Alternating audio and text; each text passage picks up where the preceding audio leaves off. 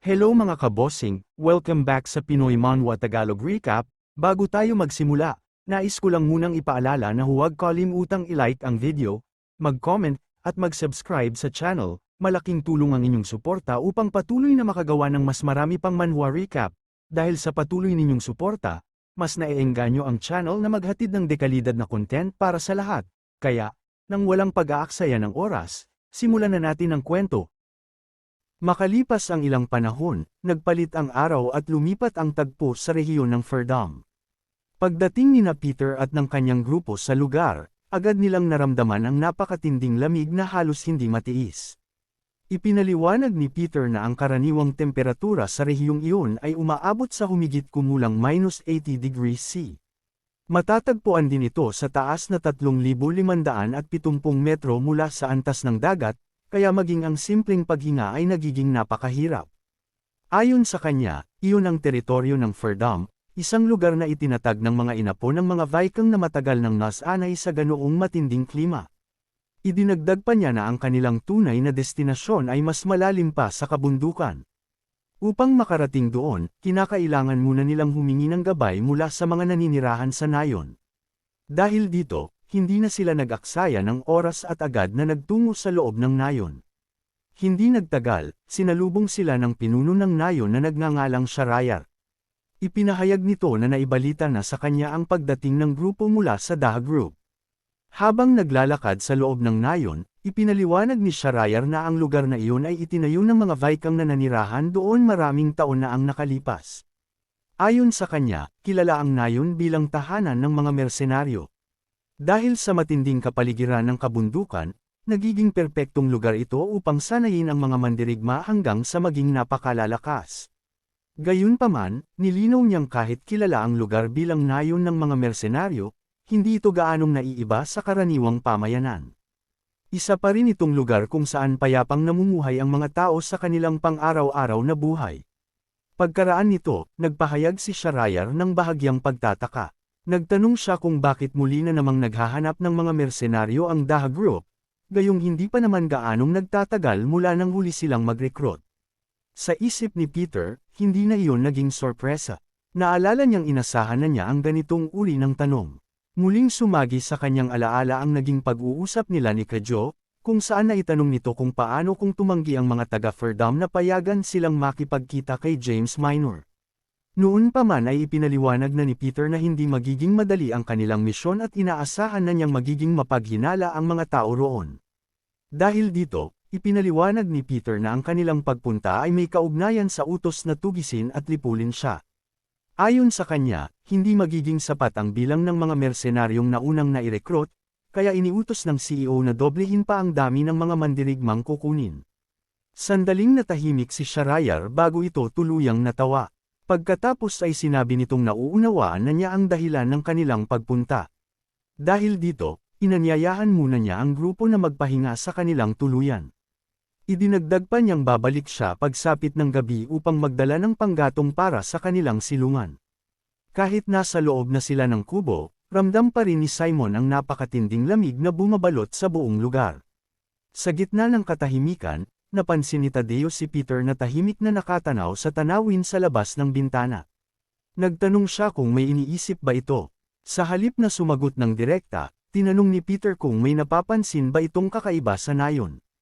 Sa bahagyang pabirong tono, sinabi ni Tadeo na kung tutuusin ay maaari siyang kumain ng napakaraming yelong kinayod sa lugar na iyon. Ngunit matapos niyang pagmasdan ng paligid, may isang bagay na agad niyang napansin. Ayon sa kanya, napakakaunti ng bilang ng mga bata sa nayon. Higit pa roon, bagamat may ilang sanggol at maliliit na bata, halos wala silang makitang mga kabataang nasa edad ng pagdadalaga at pagbibinata. Nang marinig iyon, bahagyang napangiti si Peter. Para sa kanya, eksakto iyon. Sa inaasahan niyang mapapansin ni Tadeo. Sumang-ayon naman si Simon at sinabi niyang hindi normal ang komposisyon ng populasyon ng nayon. Ipinaliwanag niyang kung talagang walang mga kabataan sa lugar, maaapektuhan ang pagpapatuloy ng kanilang lahi at tuluyang babagsak ang bilang ng mga ipinapanganak. Mula sa pananaw ng kwento, ipinahihiwatig ng mga detalyeng ito na may nakatagong misteryo sa loob ng nayon. Hindi lamang ang matinding klima ang kakaiba sa lugar, kundi pati na rin ang hindi pangkaraniwang bilang ng mga naninirahan dito. Dahil dito, binalingan ni Peter sina Ariana at Grande at tinanong kung alam ba nila ang dahilan ng kakaibang sitwasyong iyon. Handa na sanang sumagot ang dalawa, ngunit bago pa man sila makapagsalita, bigla silang napahinto nang mapansin ang isang grupo ng mga taong papalapit sa kanilang tinutuluyang kubo. Nang makita rin iyon ni Peter, agad siyang nagtanong kung sino ang mga taong papalapit sa kanila. Maingat na sinilip ni na Ariana at Grande ang mga bagong dating. Pagkaraan lamang ng ilang sandali, agad nilang nakilala ang mga ito. Dahil dito, kapwa sila nataranta at mabilis na isinara ang bintana. Hiniling pa nila sa lahat na manatili muna sa loob ng kubo at huwag lumabas sa anumang kadahilanan. Dahil sa kakaibang reaksyon ni na Ariana at Grande, lalo lamang naging mausisa si Peter. Sa kanyang isipan, nagsimula siyang magtanong kung sino ba talaga ang mga taong iyon at kung ano ang kanilang pakay sa nayon. Kasabay nito, isang malakas na sigaw ng isang batang paslit ang biglang narinig mula sa labas. Nang silipin nila ang nangyayari, nakita nilang ang bagong dating ay walang iba kundi ang anak na babae ni James Minor, kasama ang kanyang mga tauhan. Sa sandaling iyon, pilit nilang isinasama ang isang bata habang walang awang binubugbog ang ama nito. Sa gitna ng pananakit, desperadong nakiusap ang ama. Ipinahayag niyang nais na niyang bawiin ang nauna niyang pasya at buong pagsusumamong hiniling na ibalik na lamang sa kanya ang kanyang anak. Sandaling pinahinto ng anak na babae ni James Minor ang kanyang mga tauhan. Pagkatapos ay malamig niyang sinabi na nauunawaan niyang labis na nag-aalala ang ama para sa kanyang anak. Unti-unti siyang lumapit sa lalaki at ipinaalam na may isa pa siyang gustong sabihin bago niya tuluyang dalhin ang bata. Ngunit sa susunod na sandali, bigla niya itong sinipa ng napakalakas. Matapos iyon, malamig niyang ipinahayag na papatayin niya ang lalaki at isasama ang anak nito. Ipinaalala rin niya na ang mismong ama ang kusang nagbenta sa kanyang anak noon. Kaya para sa kanya, wala itong karapatang magkunwaring isang mabuting magulang ngayon. Idinagdag pa niyang matagal na niyang kinamumuhian ang sinumang humahawak sa kanyang mga paa. Dahil sa matinding galit, muli sana niyang sasaktan ang lalaki. Subalit bago pa niya may sigawa ang balak, bigla siyang natigilan, may isang taong pumihil sa kanyang paa upang pigilan ang kanyang pag-atake. Laking gulat niya nang mapagtantong si Peter pala ang taong nasa kanyang harapan. Agad namang humingi ng paumanhin si Peter. Ipinaliwanag niyang napilitan lamang siyang hawakan ang paa nito. Kahit na narinig niyang ilang sandali pa lamang ang nakalipas ay malinaw nitong sinabi na labis nitong kinamumuhian ang sinumang gagawa ng ganoon. Pagkatapos ng maikling komprontasyon, kapwa sila umatras at naglagay ng sapat na distansya sa isa't isa. Tahimik na pinagmasdan ng anak na babae ni James Minor si Pedro bago niya sinabing yun ang unang pagkakataong naamoy niya ang presensya ng lalaking nasa kanyang harapan. Idinagdag pa niyang ang mga hindi inaanyayahang bisita ay hindi dapat basta-bastang nakakapasok sa lugar na iyon. Sa kanyang isipan, naalala niya ang naging babala ni Philip. Ayon dito, maaaring natunton na ni Pedro ang lokasyon ng lugar na iyon at posibleng dumating siya roon anumang oras. Dahil dito, sandali niyang inisip na baka si Pedro ang lalaking nasa kanyang harapan. Gayunpaman, agad din niyang itinanggi ang posibilidad na iyon dahil batay sa impormasyong natanggap niya, matanda na dapat ang tunay na Pedro. Samantala, mahinahong ipinaliwanag ni Peter na ipinadala lamang siya ng Dehua Group upang asikasuhin ang pagre-recruit ng mga mersenaryo. Pagkarinig nito, malamig na sinabi ng anak na babae ni James Minor na kung iyon lamang ang layunin niya, nararapat lamang na ituon niya ang pansin sa kanyang misyon at huwag makialam sa ibang bagay. May halong pagkainis ang kanyang ekspresyon habang idinagdag niyang dapat ay alam na ng bawat taong pumapasok sa lugar na iyon ang kanilang mga patakaran. Ayon sa kanya, ang sinumang papasok at lalabas ay dapat na, nakapikit ang mga mata, nakasara ang mga tainga, at tikom ang bibig. Ipinaalala rin niyang ang Dehua ay isa lamang kasosyo ng Glory. Dahil dito, iginiit niyang dapat magpakita ng paggalang si Peter sa mga taong may mas mataas na katungkulan. Hindi nagtagal, bigla siyang sumugod at sinubukang alisin ang takip sa mukha ni Peter upang makita ang tunay nitong pagkakakilanlan. Subalit, bago pa man niya maisakatuparan ang pag-atake, muli siyang napahinto. Sa pagkakataong iyon, dumating si Shariar at agad na hinarang ang kanyang pag-atake upang protektahan si Pedro. Dahil sa nangyari, agad na nagtanong ang anak na babae ni James Minor kung nararapat bang basta na lamang hawakan ng isang miyembro ng mas mababang organisasyon ang kamay ng isang opisyal mula sa nakatataas na hanay. Mahinahon namang ipinaliwanag ni Shahryar na ang pagpapadala at pagre-recruit ng mga mersenaryo ay nasa ilalim ng kanilang kapangyarihan. Idinagdag pa niyang si Pedro ay opisyal nilang panauhin, kaya hiniling niyang umalis na lamang siya at doon na tapusin ang usapin.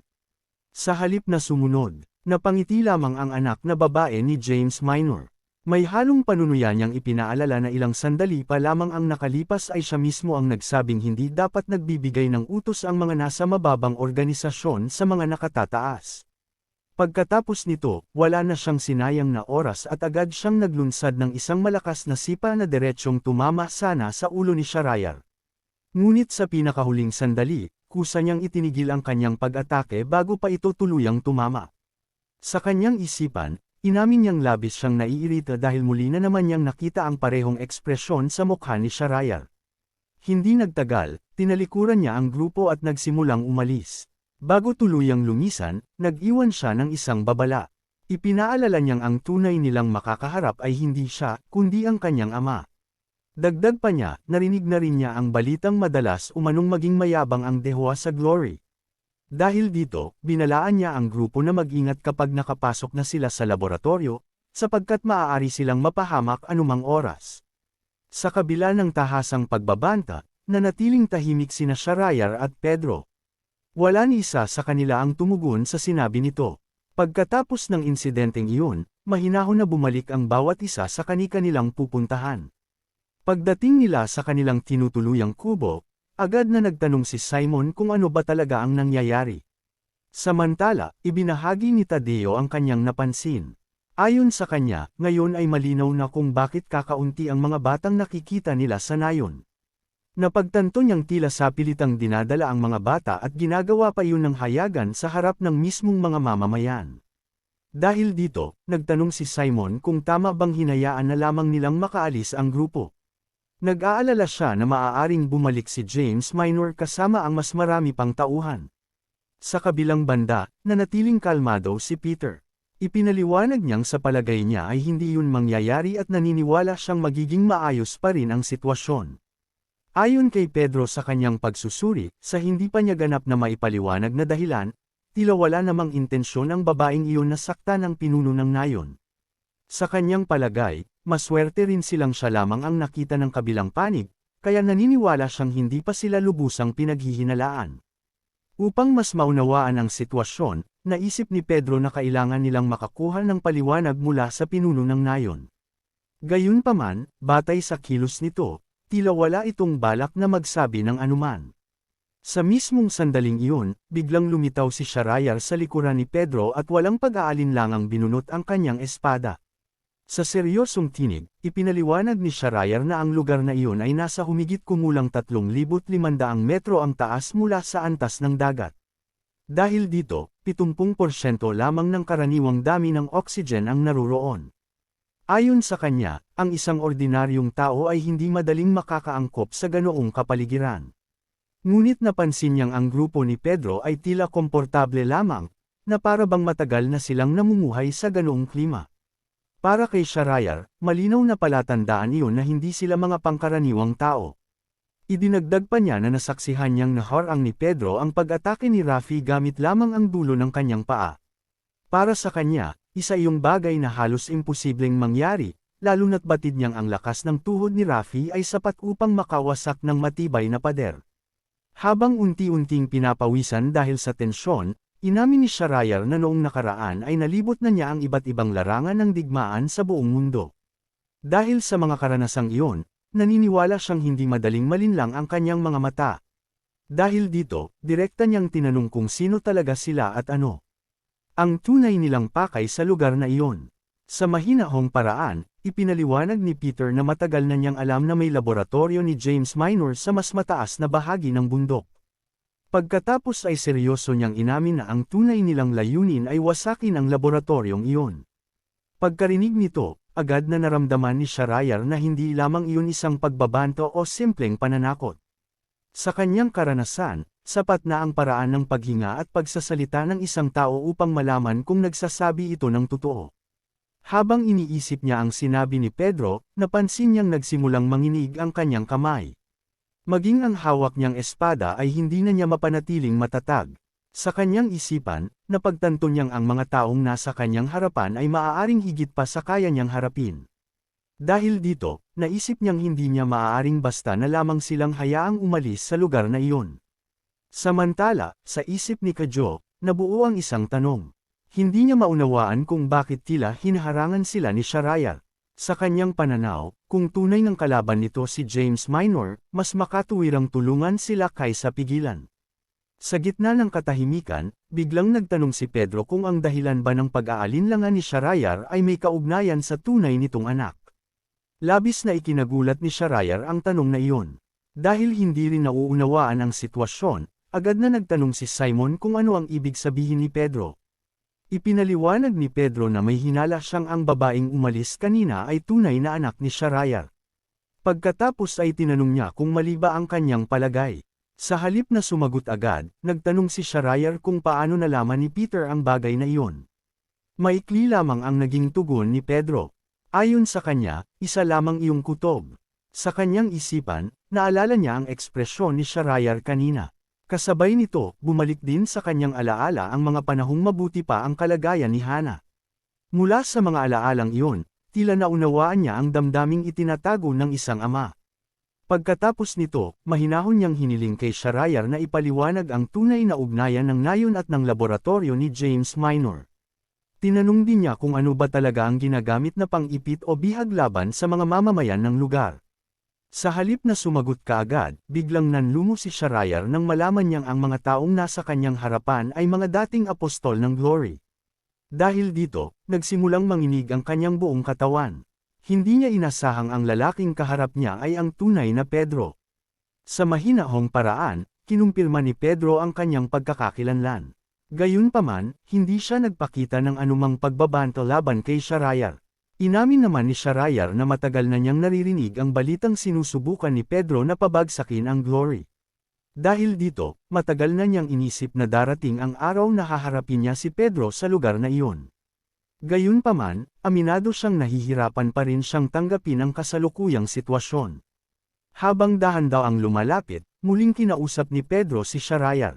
Maingat niyang hiniling na ipaliwanag nito ang lahat ng nangyari sa lugar na iyon. Sandaling natahimik si Shahrayar. Sa huli, nagpasya siyang sabihin ang buong katotohanan kay Pedro. Subalit, bago pa niya masimulan ang kanyang paliwanag, biglang lumipat ang eksena patungo sa laboratorio ni James Minor. Doon, makikitang kararating lamang ni Rafi. Agad niyang ipinaalam sa kanyang ama na matagumpay siyang nakabalik. Bilang tugon, pinuri ni James Minor ang kanyang naging pagsisikap bago siya nagtanong tungkol sa mga bata. Ipinaliwanag naman ni Rafi na maingat niyang sinuri ang lahat, ngunit wala siyang natagpo ang batang karapat-dapat dalhin. Nagtaka si James Minor sa naging ulat. Napansin niyang kakaiba ang ekspresyon ni Rafi, kaya tinanong niya kung may nangyari ba sa kanyang misyon. Sa kanyang isipan, biglang bumalik ang alaala ni Rafi tungkol sa malungkot na ekspresyon ni Shahrayar. Sa sandaling iyon, tahimik siyang nangakong balang araw ay papatayin niya ito.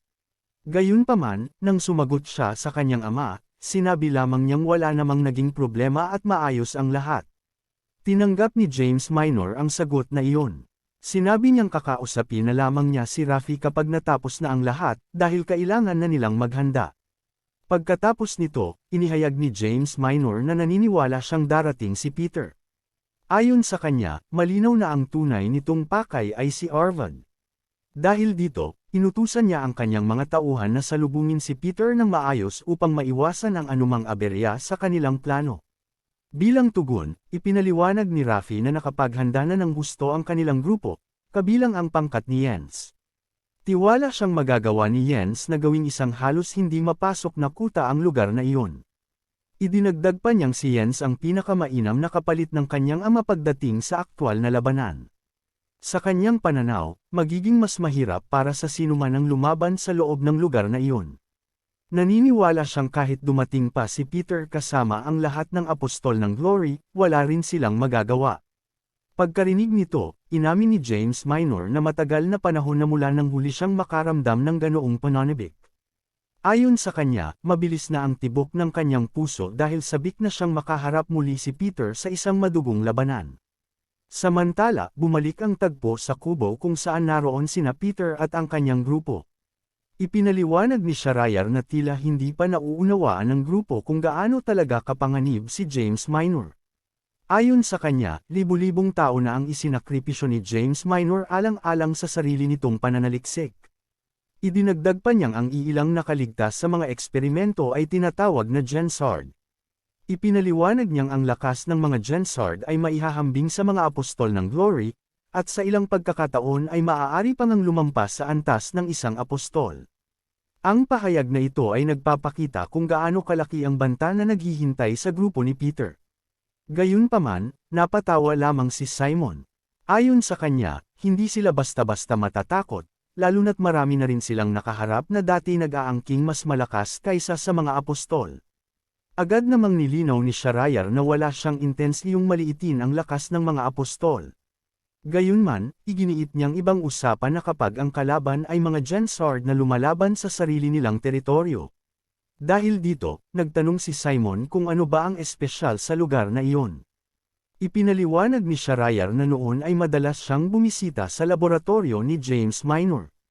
Ilang taon na ang nakalipas, nagkataon na nasaksihan niya ang isang labanan sa pagitan ng isang apostol at ng isang Gensard. Inamin niyang mahigit 10 taon na siyang naninirahan sa lugar na iyon, ngunit hindi niya inakalang masasaksihan niya mismo ang isang apostol ng glory. Para sa kanya, isa iyong pambihirang karanasan. Kalaunan ay nabunyag na ang apostol na tinutukoy niya ay si Judas Iscariot.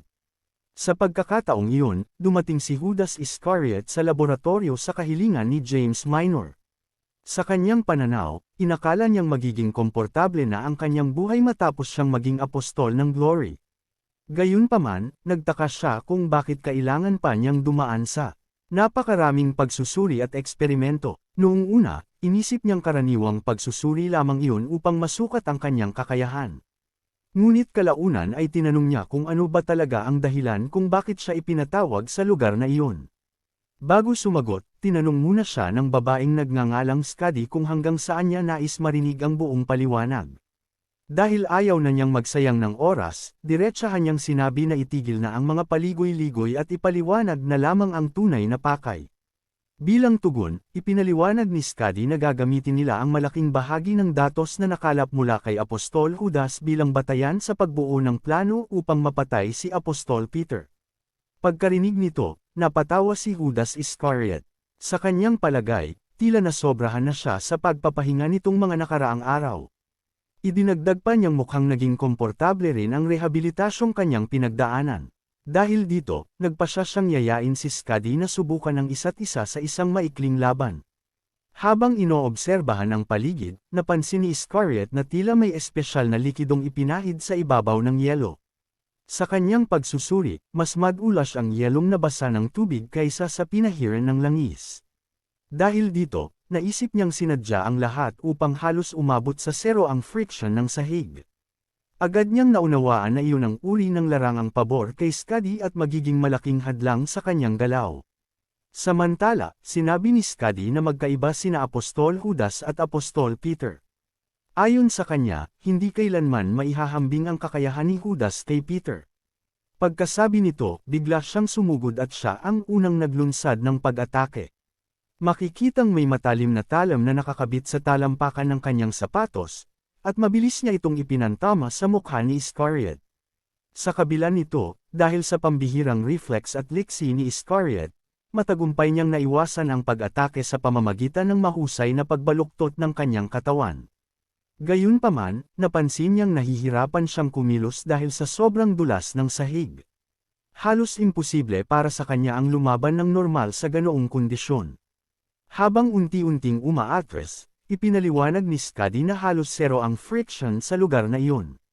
Dahil dito, sinabi niyang maging ang simpleng pagtayo ay magiging napakahirap para kay Judas.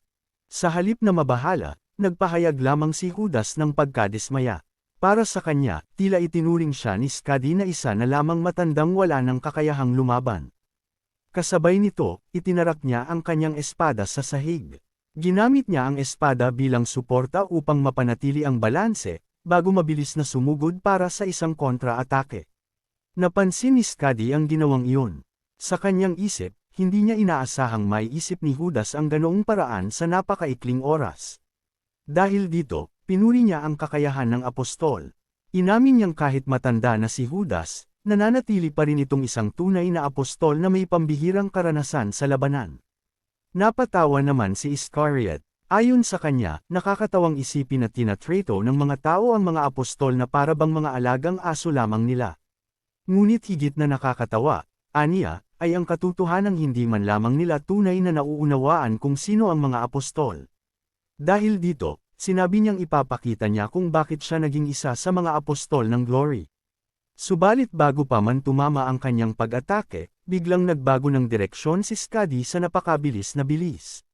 Labis itong ikinagulat ni Iscariot. Sa kanyang palagay, wala halos sinumang tao ang kayang kumilos ng ganoon kabilis, maliban kay Tadeo. Sa puntong iyon, sinabi ni Skadi na naaalala niyang nais ni Judas na malaman ang buong katotohanan hanggang sa pinakamalalim na antas. Gayunpaman, ipinahiwatig niyang maaaring pagsisihan nito ang kahilingang iyon, dahil ipaliliwanag na niya ang lahat, kabilang ang dahilan kung bakit siya naging isang Gensard. Sa loob lamang ng ilang sandali, sunod-sunod na matagumpay na naipatama ni Skadi ang kanyang mga pag-atake sa katawan ni Iscariot. Kapansin-pansin na nagagawa niya ang lahat ng iyon ng tila walang kahirap-hirap. Nanatili pa ring kalmado ang kanyang ekspresyon habang patuloy siyang umaatake. Pagkatapos nito, malamig niyang sinabi na maging apostol man ng glory o sinumang apostol ang humarap sa kanya sa ibabaw ng yelong iyon, pare-pareho lamang ang magiging kapalaran nila. Sa kanyang pananaw, lahat sila ay magiging parang mga aso sa kanyang harapan. Pagkarinig ng kwento, agad na nagpahayag ng pagdududa si Simon. Para sa kanya, mahirap paniwalaang matatalo si Judas Iscariot sa ganoong paraan. Naniniwala siyang kahit dahado ito sa kapaligiran, tiyak na may iba pang dahilan kung bakit nangyari ang mga iyon. Sumang-ayon si Peter sa obserbasyong iyon. Inamin niyang kahit siya mismo ay mahihirapang paniwalaan ang ganoong pangyayari kung hindi niya ito narinig mula sa taong nakasaksi. Sa pagkakataong iyon, ipinaliwanag ni Schreier na ang mas nakababahala ay hindi lamang si Skadi. Ayon sa kanya, mayroon pang iba pang malalakas na Gensard na nakatalaga sa kani-kanilang mga teritoryo. Bawat isa sa kanila ay nagtataglay ng kakayahang maihahambing, o maging makipagsabayan pa, sa lakas ng isang apostol. Ang revelasyong ito ay lalo pang nagpapakita kung gaano kahirap ang misyon na naghihintay sa grupo ni Peter. Pagkatapos nito, nagpahayag ng pagdududa si Tadeo. Sa kanyang palagay, maaaring gumagamit din ng mga espesyal na gamot ang mga Gensard, katulad ng kalabang minsan na niyang nakaharap noon.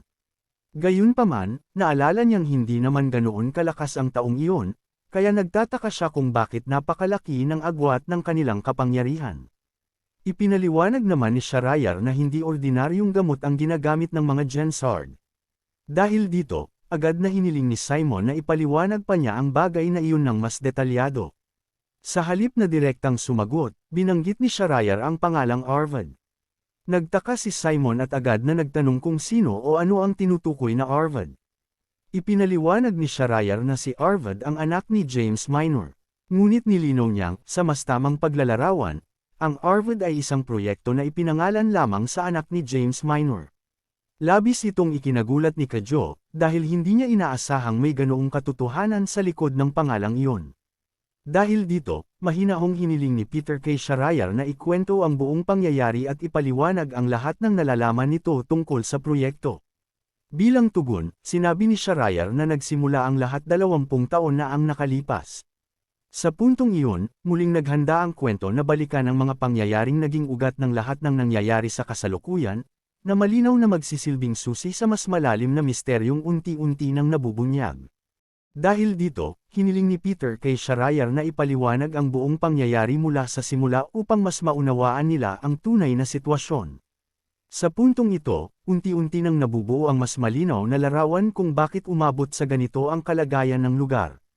Ikinwento ni Schreier na nagsimula ang lahat 20 taon na ang nakalilipas. Noong panahong iyon, mapayapa ang kanilang nayon dahil napakalayo nito sa kabihasnan. Malinis ang kapaligiran, halos walang mikrobyo, at napakalulusog ng mga residente, kaya bihira silang mga ilangan ng gamot o anumang uri ng medikal na paggamot. Ayon pa kay Shahrayar, may isang lalaking nagngangalang Braxton na kinikilalang pinakadakilang mandirigma sa kasaysayan ng kanilang nayon ng mga mersenaryo. Gayunpaman, nagbago ang lahat nang ang anak nitong si Arvid ay tamaan ng isang misteryosong sakit. Mula noon, tuluyan nang nagbago ang ugali ni Braxton. Iniwan niya ang dati niyang trabaho at halos buong panahon ay inilaan sa pagsasaliksik ng lunas para sa kanyang anak. Nagsagawa pa siya ng iba't ibang eksperimento sa mga hayop na siya mismo ang hinuhuli. Bagamat isinakripisyo niya ang malaking bahagi ng kanyang buhay para sa pananaliksik, lalo lamang lumala ang kondisyon ni Arvid hanggang sa tuluyan itong pumanaw. Ngunit hindi doon nagtapos ang trahedya. Ikinwento ni Shahrayar na unti-unti ring nahawahan ng parehong sakit ang iba pang mga bata sa kanilang nayon. Lumitaw na ang sanhi nito ay isang sinaunang virus na lumabas mula sa nagyelong lupa o permafrost. Para sa mga taong walang likas na resistensya, napakanakamamatay ng virus na iyon. Kahit may ilang matatandang nakaligtas, ang mga bata ang higit na naapektuhan dahil wala pa silang sapat na panlaban sa sakit. Ang bahaging ito ng kwento ay nagpapakita kung gaano kalubha ang trahedyang kinaharap ng buong komunidad. Dahil sa galit at desperasyon, inutusan ni Shahrayar si Braxton na umalis at humanap ng lunas. Naniniwala siyang naging mitya ng trahedya ang mga eksperimento nito. Iginiit naman ni Braxton na walang katibayan na si Arvid ang unang pasyente ng sakit. Gayunpaman, hindi nagbago ang pasya ni Shahrayar at tuluyan niya itong pinalayas mula sa kanilang nayon. Sa paglipas ng panahon, lalo pang lumala ang sitwasyon. Isa-isang namatay ang karamihan sa mga bata bago pa man sila umabot sa tamang edad, at lalong nalugmok ang kanilang liblib na pamayanan. Pagkaraan ng ilang taon, naganap ang isang napakalaking pagbabago. Bumalik si Braxton sa kanilang nayon, ngunit hindi na siya ang dating taong nakilala nila. Nagbalik siya bilang si James Minor, isa ng apostol ng Glory, at kasama niya ang tinatawag na Project Arvid. Napansin ni Shahrayar na ang dating Braxton ay tila tuluyan ng naglaho at napalitan ng isang taong mas nakakatakot at mas mapanganib.